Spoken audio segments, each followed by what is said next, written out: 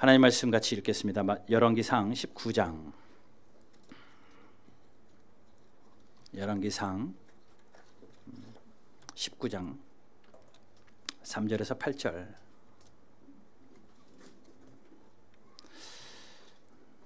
우리 한 목소리를 같이 봉독하겠습니다. 열왕기상 19장 3절에서 8절입니다. 같이 읽습니다. 시작. 그가 이 형편을 보고 일어나 자기의 생명을 위해 도망하여 유다에 속한 브엘세바에 이르러 자기의 사원을 그곳에 머물게 하고 자기 자신은 광야로 들어가 하룻길쯤 가서 한 로뎀나무 아래 앉아서 자기가 죽기를 원하여 이르되 여호와여 넉넉하오니 지금 내 생명을 거두시옵소서. 나는 내 조상들보다 낫지 못하나이다 하고 로뎀나무 아래에 누워 자더니 천사가 그를 어루만지시며 그에게 이르되 일어나서 먹으라 하는지라. 본즉 머리맡에 숯불에 구운 떡과 한 병 물이 있더라. 이에 먹고 마시고 다시 누웠더니 여호와의 천사가 또다시 와서 어루만지며 이르시되 일어나 먹으라. 내가 갈 길을 다 가지 못할까 하노라 하는지라. 이에 일어나 먹고 마시고 그 음식물의 힘을 의지하여 40주 40야를 가서 하나님의 산 호렙에 이르니라. 아멘.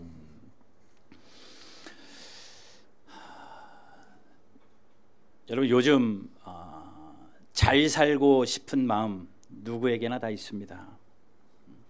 건강하게 살고 싶고 부유하게 살고 싶고 그야말로 웰빙의 삶을 살고 싶은 것 누구에게나 다 있는 소망일 것 같습니다. 그런 내용을 한번 본 적이 있는 것 같아요.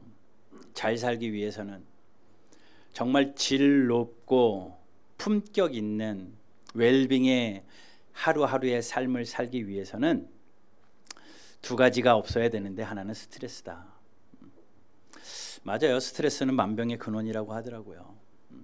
스트레스가 없어야 건강도 우리의 삶의 질도 올라갈 것 같습니다. 또 한 가지 이런 이야기를 들었습니다. 탈진을 조심해야 된다. 탈진하지 않도록.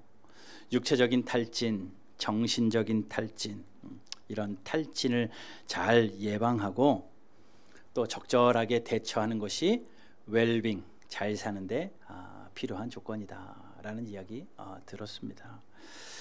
그래요. 그러기 위해서는 스트레스와 탈진으로부터 나를 보호하기 위해서는 적절한 때 쉬는 것 중요합니다. 그리고 타이밍에 맞추어서 내 몸에 편안함을 주는 것 또한 중요해요. 사랑하는 여러분 모두가 이런 스트레스와 탈진으로부터 잘 관리돼서 건강한 하루하루의 삶이 되시기를 주님의 이름으로 축복합니다. 이 바이러스 일로 인하여서 많은 글들이 기고되잖아요. 지난주에 우연히 이런 글을 봤습니다. 탈진을 조심해야 되는 이유. 탈진이 생기면요 우리 몸이요 바이러스 감염의 위험에 2배 이상 노출된대요. 그렇기 때문에 탈진으로부터 조심해야 된다라고 하는 것을 봤습니다. 미리 예방하는 것도 중요한데 그게 마음같이 됩니까? 잘 되지 않아요. 그래서 탈진에 대해서 좀 생각을 해봤습니다. 그랬더니 의사분들이 하는 이야기가요, 이 탈진에는 5가지 단계가 있대요. 우리 의사 선생님 앉아 계시니까 또 의사 얘기하니까 또 틀렸으면 어떡하나 걱정이 되는데 이해하고 들어주시리라 믿고 뉴스 보고 들은 얘기예요. 탈진이 오는 1단계는요 일이 재미없어지고 의욕이 사라지고 무기력해진대요. 재밌던 일이 갑자기 재미없어졌다. 그러면 탈진이 오는 1단계라는 겁니다. 탈진이 오는 2단계는 만성 피로가 생긴대. 뭘 해도 계속 피곤하답니다. 몸이 찌뿌둥하고 피곤하고 또 잠자고 나도 개운하지 않고, 이게 탈진의 2단계. 탈진의 3단계는 그 단계를 넘어서서 분노가 생기고 우울해진대요.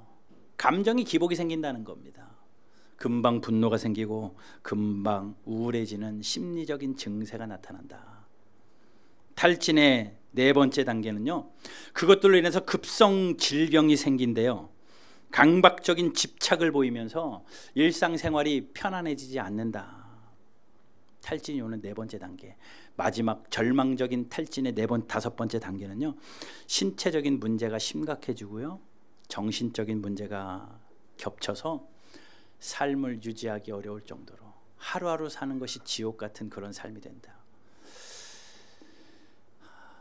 그것이 이렇게 차츰차츰 단계적으로 탈진이 진행된대요.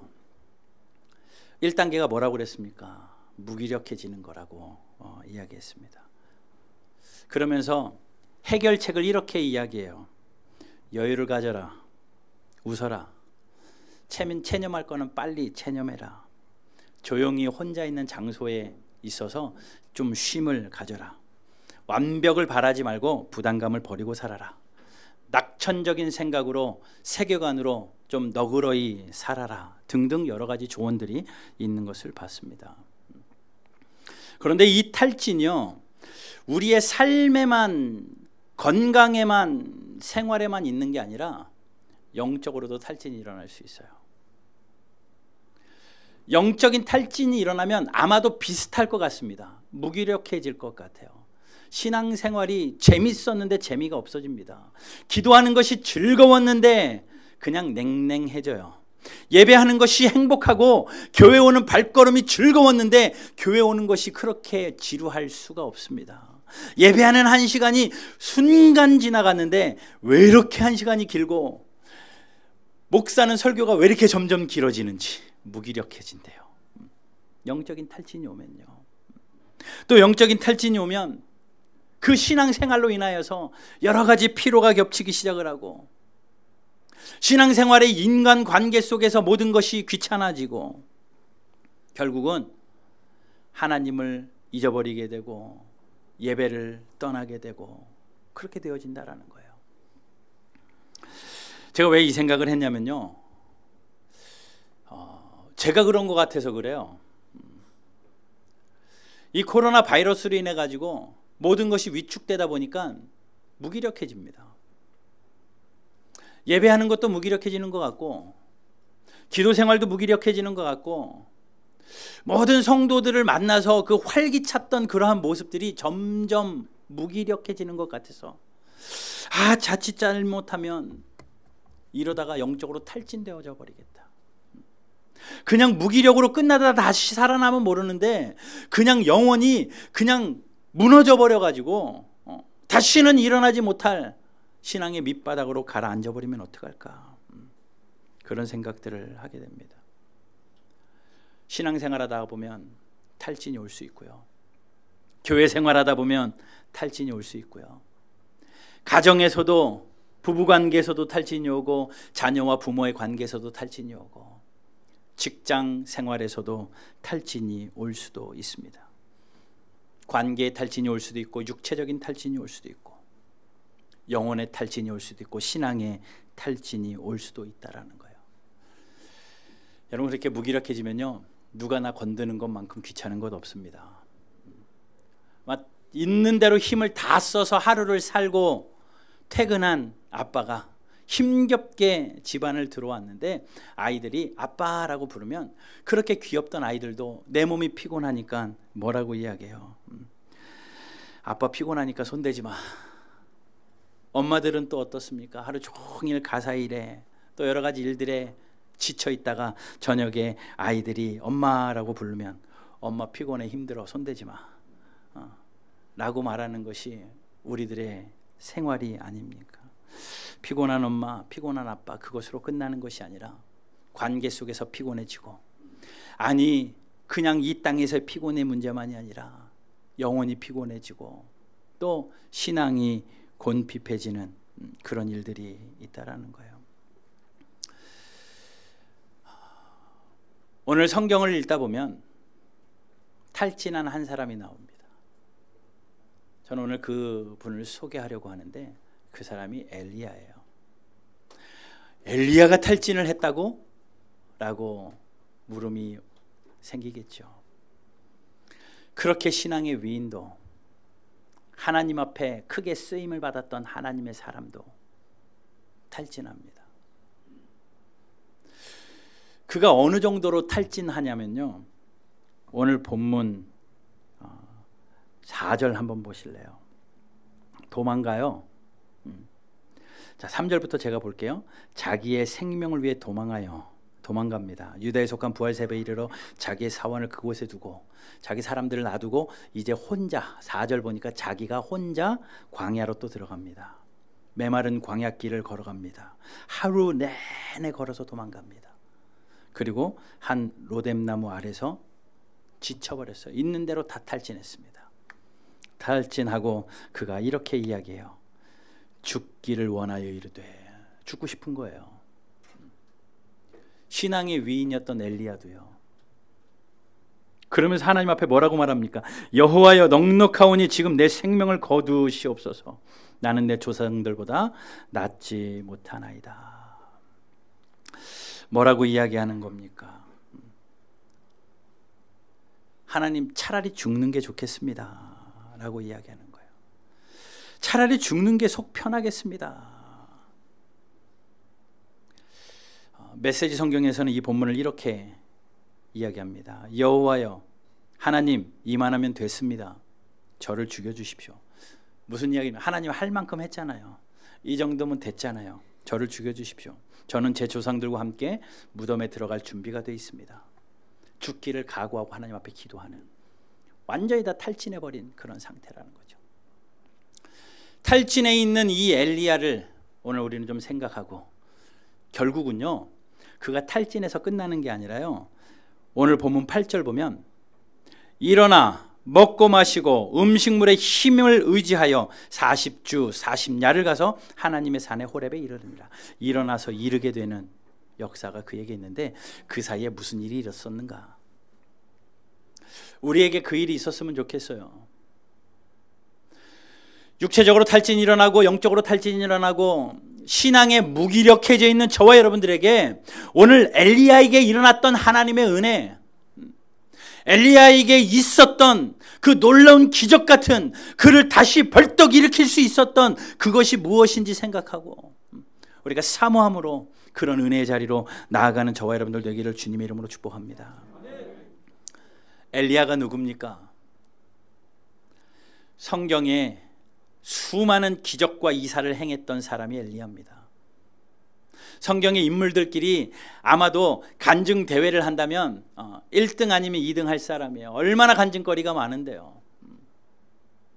특별히 오늘 이 본문은요, 죽기를 각오하고 하나님 차라리 죽여주십시오, 죽는 게 속 편하겠습니다라고 말하는 그때는 언제냐면요, 갈멜산에서 850대 1 바알 선지자들과 싸워서 이긴 다음이에요. 큰 전쟁에서 이기고 하나님께 영광 돌리고 이단들을 전부 다 몰살시켜버린 그 이후에 왜 죽겠다고 합니까? 하나님 앞에 상을 받아도 모자라고 이곳저곳 다니면서 내가 바알 선지자 850대 1로 싸워서 이겼다, 의기양양하게 살 법도 한데, 그때 그는 죽기를 각오하고 하나님 이만하면 됐지 않았습니까? 하나님 이 정도 하면 되지 않았습니까?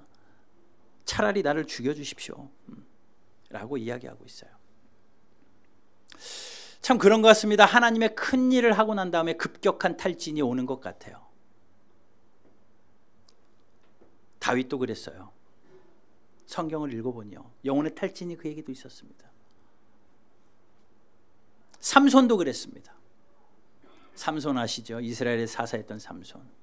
그 삼손도 탈진을 하는데 언제였냐면 블레셋 사람들 1000명을 죽이고 1000명과의 전쟁을 하고 그 1000명을 몰살시킨 다음에 그가 바로 하나님 앞에 한 기도의 내용을 한번 보십시오. 사사기 15장 18절 19절. 그 전쟁을 끝내고 1000명을 무찌른 다음에 그가 한 기도예요. 18절을 제가 한번 읽어볼게요. 삼손이 심히 목말라 여호와께 부르짖어 이르되 주께서 종의 손을 통하여 이 큰 구원을 베푸셨사오나 내가 이제 목말라 죽어서 할례 받지 못한 자들의 손에 떨어지겠나이다 하니 하나님이 레이에서 한 우묵한 곳을 터뜨시니 거기서 물이 솟아나오는지라 삼손이 그것을 마시고 정신이 회복되어 소생하니 라고 되어 있습니다. 자, 1000명과의 전쟁을 끝나고 난 다음에 목말라서 죽게 되어서 하나님 차라리 죽는 게 낫겠습니다 라고 이야기했던, 어쩌면 엘리야와도 비슷한 그 형편에 놓여 있는 것 같아요. 무언가 큰 일을 감당하고 무언가 에너지를 다 쏟아서 열심을 냈는데 자기가 죽게 생겼을 때 급격한 탈진이 오는 겁니다. 엘리야가 이 탈진이 온 결정적인 한 소리가 있었는데 오늘 본문의 2절이에요. 2절, 이세벨이 사신을 엘리야에게 보내어 이르되 내가 내일 이맘때에는 반드시 내 생명을 저 사람들 중에 한 사람의 생명과 같게 하리라. 그렇게 하지 아니하면 신들이 내게 벌 위에 벌을 내림이 마땅하니라 한지라. 무슨 이야기입니까? 이세벨이요, 엘리야를 죽이겠다고 하는 거예요. 이세벨이 자기를 죽이겠다고 하는 그 소리에 갑자기 마음이 무너져 버린 겁니다. 그리고 자기가 했던 업적은 뒤로 한 채로 아하, 내가 죽겠구나 라고 생각하면서 급작스러운 탈진이 그에게, 영적인 탈진이 온 겁니다. 사실 이세벨이 죽인다고 하는 이 소리는요, 3년 동안 제일 많이 들었던 소리예요. 엘리야가요, 그 3년 동안 그 갈멜산 850대 1의 그 사역을 감당하는 그 기간 동안에 제일 많이 들은 소리가 이세벨이 자기를 죽이겠다는 소리거든요. 그런데 그 사명을 위하여 열심히 달려갈 때는 그 소리가 귓등으로도 안 들렸습니다. 그러든지 말든지, 나를 죽이든지 말든지 하나님이 나에게 이 사명 주셨으니 내가 갈멜산에서 이 사명 감당하리라라고 열심히 사명 감당했어요. 그리고 그 사명을 완수하고 하나님께 영광을 올려드렸는데 여전히 그 소리가 나에게 들립니다. 내가 하나님 앞에 할 것 다 하고 하나님께 모든 것 다 바치고 내 에너지를 다 쏟았는데도 내 귀에 들리는 소리는 여전히 나를 죽이겠다는 소리예요. 그러니 탈진이 급격하게 온 겁니다. 지금까지 그 소리가 내 마음에 한 번도 빗으로 꽂힌 적이 없었는데 육체적으로 피곤하다고 보니, 무언가 자기 생각대로 다 되지 않은 것 같다고 보니 똑같은 말이 신경을 건드는 겁니다. 여러분, 왜 그런데 그런 경우는 없습니까? 늘 들렸던 말인데, 부부간의 관계에서도 늘 들렸던 말인데 유난히 비수가 꽂히듯이 아프게 들리는 날이 있잖아요. 내 환경에 따라 늘 그 소리는 들어서 아무렇지도 않았는데 그날따라 그 소리가 그렇게 서럽게 들리고 그 소리가 눈물나게 들리는 경험 분명히 있었을 겁니다. 엘리야가 그랬어요. 너 죽일 거야. 이 소리 3년 동안 들어도 끄떡 안 했던 사람이 하루아침에, 그날은 왠지 모르게 그 탈진이 되어버린 그 상황에 그래, 차라리 죽어버리자. 도망갑니다. 광야길을 도망갑니다. 로뎀나무 아래 펄썩 주저앉아서 하나님, 이만하면 됐죠. 차라리 나를 죽여주십시오. 그런데 하나님이 아무 응답이 없어요. 하나님의 사람이기에 그 생명조차 내 맘대로 할 수 없으니 하나님 죽여달라고 하는데 하나님이 아무런 대답이 없습니다. 그랬더니 어떻게 합니까? 누워서 자요. 5절 보면 로뎀나무 아래서 누워서 자더니 지쳐서 잠들어 버린 거 아니겠습니까? 이해가 되죠? 충분히 이해가 되죠. 그때 하나님께서 어떻게 하십니까? 천사를 보내십니다. 하나님의 천사를 보내세요. 천사가 와서 뭐래요? 그를 어떻게 했어요? 어루만졌습니다. 여기서 어루만진다라는 건요, 그냥 이렇게 예뻐서 터치하는 정도가 아니라요, 마사지하는 거, 영혼의 마사지입니다. 이 천사의 어루만지심으로 엘리야가 눈을 떠보니 그 천사가 이렇게 이야기해요. 일어나서 먹고 힘을 내라. 먹을 것을 준비해놨습니다. 뭐가 준비되어 있었습니까? 6절 보니까 본즉 머리맡에 숯불에 구운 떡과 한 병 물, 숯불에 구운 떡과 물 한 병이 준비되어 있고 이거 먹고 힘을 내라 라고 천사가 그것을 주면서 어루만지고 있어요. 하나님의 신적 경험이죠. 그 광야에 떡도 없는 광야에 물도 없는 광야에 하나님이 천사를 통하여 기가 막힐 것을 준비해 놓으셨습니다. 눈을 떠서 그것을 먹었는데도 그는 그것으로 위로가 되지 않았나 봐요. 또다시 누워 잡니다. 너무 피곤해서 그거 먹고도 힘이 안 났다는 게 아니라 이걸로는 위로가 되지 않아요, 이랬을 것 같아요. 하나님, 내가 이 떡 한 동을 가지고, 이 물 한 병 가지고 도저히 위로가 되지 않습니다 라고 다시 누워 잡니다. 하나님의 사랑과 하나님의 관심과 하나님의 배려가 그에게 갔음에도 불구하고 그는 아랑곳하지 않고 한 번 더 자죠. 7절이요. 다시 누워 자더니 7절 보니 여호와의 천사가 어떻게 해요? 또다시 와서 한 번 또다시 와요. 또다시 와서 어루만지시며 이르되 일어나 먹어라. 또 한 번 어루만져요. 여러분, 여기서 깨달을 수 있는 한 가지는요, 엘리야의 고집보다요 하나님의 고집이 더 세다라는 겁니다. 하나님이 이걸로 위로가 안 돼요 라고 엎어져 있으면 그 정도면 됐지 이러시는 하나님이 아니라 일어날 때까지 찾아가서 위로하시는 하나님이셔요. 여러분, 우리의 영혼의 탈진보다 하나님의 위로가 훨씬 큽니다. 우리의 무기력함보다 하나님이 채워주시는 즐거움이 훨씬 더 커요. 우리는 우리의 눈물이 가장 큰 일이지만 우리의 눈물보다 하나님이 채우시는 기쁨이 훨씬 더 큽니다. 나의 아집, 나의 고집보다 하나님의 사랑이 훨씬 커요. 우리의 죄보다, 우리의 주홍같이 붉은 죄보다 하나님께서 하시는 용서가 훨씬 더 큽니다. 하나님 앞에 또 교회 앞에 사람들 가운데 가지고 있었던 그 서운함보다 하나님이 채우시고 위로하시는 그 위로의 손길이 훨씬 더 커요. 이걸 경험해야 됩니다. 여러분, 우리는요 늘 내가 가지고 있는 게 가장 커요. 내가 가지고 있는 눈물이 가장 아프고, 내가 경험하는 서러움이 가장 서럽고, 내가 있는 무기력함이 가장 힘든데, 그것 아세요? 옆 사람은 이해하지 못해도 하나님은 알고 계시거든요. 왜요? 나를 지으신 하나님이시니까요. 그런데 그 하나님이 우리를 포기하지 않으셨기 때문에 우리가 지금 살고 있는 거예요. 하나님이 우리를 포기하지 않으셨다라는 것은요, 하나님이 우리의 실망보다 더 큰 위로로 함께 하신다라는 증거입니다. 엘리야 보세요. 죽여주십시오라고 엎어져 있었는데 하나님이 한 번, 두 번 찾아가시면서 그에게 계속해서 위로하시잖아요. 이 위로의 경험이, 하나님이 천군 천사를 보내주셔서 우리를 어루만지시고 우리에게 회복해 하시는 은혜가 저와 여러분들 가운데 있기를 주님의 이름으로 축복합니다. 그렇게 하시는 이유가 있었어요. 엘리야에게 찾아가셔서 그를 위로하고, 그래 힘들지, 위로하고 즐겁게 살아라, 이 정도로 끝나는 것이 아니라 하나님이 그를 그렇게 살리시는 이유가 있습니다. 7절에 이렇게 말하죠. 천사가 또다시 와서 어루만지며 이르시되 일어나 먹으라. 그 다음에 뭐요? 내가 갈 길을 다 가지 못할까 하노라. 내가 갈 길을 다 가지 못할까. 왜요?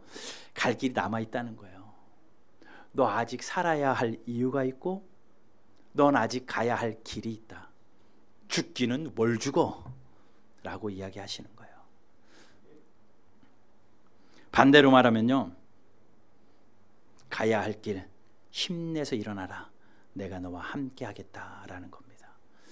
여러분, 이 음성이 오늘 우리의 마음의 심령에 울리기를 주님의 이름으로 축복합니다. 여러분, 우리가 오늘 살아있다는 건요, 아직 우리가 가야 할 길이 있다는 거고요, 아직 해야 할 사명이 있다는 거고요, 그 길과 사명 안에 하나님이 위로와 동행의 하나님으로 함께 하신다라는 사실이에요. 끝날 때까지 끝난 게 아닙니다. 우리의 인생 오늘이 끝이 아니라 언제 끝날지 모르는 그 인생 가운데 하나님이 가지고 계신 계획, 하나님 주신 사명 이룰 때까지 탈진이 있다 할지라도 하나님의 보내시는 천사로 말미암아 어루만지시는 은혜, 하나님을 경험하는 그런 복이 있게 되기를 주님의 이름으로 축복합니다. 지금 우리에게 필요한 은혜가 바로 이 은혜 같아요. 코로나 바이러스로 인해서 모든 것이 위축되어 있고, 좀 모든 것이 끝났다는 소식이 시원하게 들리면 무언가 화끈하게 하겠는데 지지부진하게 계속 번지는 것 같고 꺼질 듯 꺼지지 않고 여기저기서 계속 일들이 벌어지는 것을 보며 언제 끝나는 겁니까? 뉴스를 보면 끝나지 않을 것이다, 뉴 노멀이다, 뭐 이런 이야기들을 보면서 소망이 사라지는 거죠. 이전처럼 돌아가지 않는데요, 교회도 이전처럼 돌아가지 않을 것이고 우리의 예배나 우리의 신앙생활도 이전과 같지 않을 것이다, 이런저런 전문가들의 이야기를 들을 때에 점점 무기력해집니다. 점점 무기력해지는 이때에 저와 여러분들이 경험해야 되는 한 가지, 하나님의 임재입니다. 하나님이 나와 함께 하시는 것을 확신하고 나를 어루만지시고 그 하나님께서 우리의 귓가에 들려주시는 겁니다. 일어나서 걸어라, 내가 너와 함께하마, 너는 아직 가야 할 길이 남아있다. 여러분 힘내서 일어나시기를 주님 이름으로 축복합니다. 교회도 마찬가지예요. 올해 2020년 시작하면서 힘있게 시작했잖아요. 4년 차를 맞아서 2020 비전, 우리가 올 연말에는 그 비전 다 이루어서 하나님 앞에 열매를 맺혀드립시다. 그리고 12명의 직분자들을 세워가지고 교회가 더 든든하게 세워집시다라고 멋지게 시작하고 선포하고 출발했는데 2월 달부터 공부 딱 한 번 하고 모든 것이 멈춰버려서 그냥 그대로 올라가니까 이제는 전도도 마음대로 못해요. 돌아다니면서 전도한다고 그러면 사람들이 힐끗힐끗 쳐다보고 욕합니다. 교회가 손가락질 받는 시대가 되어버렸고, 무언가 이전 같지 않은 이 의욕 있게 시작했던 한 해가 이 코로나로 인하여서 폭삭 주저앉으니까 교회적으로도 굉장히 탈진이 오는 것 같아요. 이거 되겠나? 이거 맞나? 이런 생각들이 듭니다. 이럴 때 저에게 필요하고 여러분들에게 필요한 거, 여러분들의 가정에 필요하고 여러분들의 직장과 사업장에 필요한 것, 하나님의 어루만지심의 은혜가 필요한 줄로 믿습니다. 오늘 그거 하나님 앞에 기도하세요. 하나님, 나도 이 엘리야처럼 어루만지심의 은혜가 있게 하여 주십시오. 이 하나님 나의 하나님이잖아요. 하나님 나에게도 그런 은혜를 주십시오. 예, 하나님, 제가 지금 살아있는 거 보니 아직 가야 할 길이 있는 것 같습니다. 하나님, 가겠습니다. 엘리야가 일어나서 그 음식을 먹고 힘을 얻어서 하나님의 이 어루만지심에 새 힘을 얻어서 40일 40주 야로 걷기 시작을 합니다. 40일을 걸어요. 그래서 어디에 이릅니까? 하나님의 산 호렙에 이릅니다. 그 호렙은요, 하나님이 또 다른 사명을 주시는 장소예요. 자, 그곳에 가서 그가 무엇을 하느냐면요, 하나님을 만나요. 하나님을 경험합니다. 11절 보세요. 오늘 성경책 펴시고 11절 보면 여호와께서 이르시되 너는 나가서 여호와 앞에서 산에 서라 하시니 여호와께서 지나가시는데 여호와 앞에 크고 강한 바람이 산을 가르고 바위를 부수나 바람 가운데 여호와는 계시지 않는다. 바람이 불고 바위가 부서지는데 그 가운데 하나님이 계시지 않아요.